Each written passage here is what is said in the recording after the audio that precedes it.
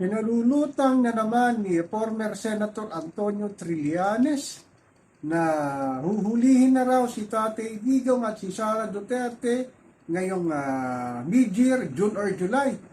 Ito si Senator Trillanes, hindi ko alam kung nagpapatawa eh. Iba-ibang sinasabi.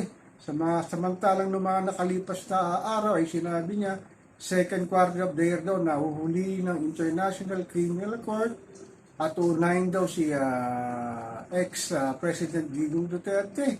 Ngayon naman, nagbagong ihip na nga yun. Iba na naman ang sinasabi. Grabe talaga ito si Trillanes, no? Sinasabi ng mga netizen na pakawala daw ito ni PBBM at ginagamit siya para magsalita na naman laban kay Tatay Digong.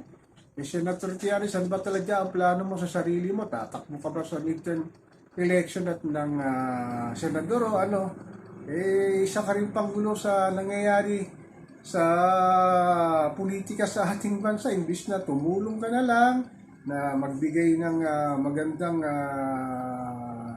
advice kay PBBM o kaya sa mga namumuno sa ating bayan, sa mga dating senador na mga kaibigan mo, hindi talagang tinatarget mo si Tatay Digong at pamilya Duterte. Grabe na itong nangyayari sa ating politika. Pati ikaw ba naman, nakikialam pa? Imbis ay pag-usapan ng mga nakaupong politiko kung paano makakatulong sa pang-araw-araw na buhay ni Juan Pasangkos. Talaga ang pamumulitika sa ating bayan ay walang humpay. Si Senator Trillanes talaga wala rin magawang matino din ito. Sinasabi din niya na dun sa gentleman's agreement ni Tatay Digong sa China na ibinenta na raw ang Ayungin Shoal sa West Philippine Sea. Pero ang sinabi naman ng mga political analysts, ikaw ang nagbenta ng West Philippine Sea sa pamamagitan ni noong dating presidente na si Noynoy Aquino Duterte.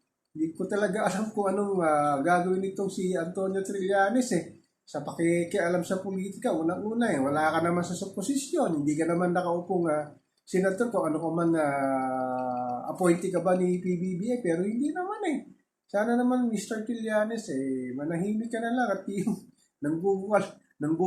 nanggugulo ka lang sa sistema ng ating politika sa ating bansa siguro kung tatakbo ng senador sa 2025, yun na lang gawin mo, magpilitera ka na ng kung paano ka muli mananalo as senatorial candidate, pero yung pakialaman mo ang buhay ni Tatay Digong Duterte, ni VP Sara, at saka ni Senator Bato de la Rosa, sana naman, wag na po, sir.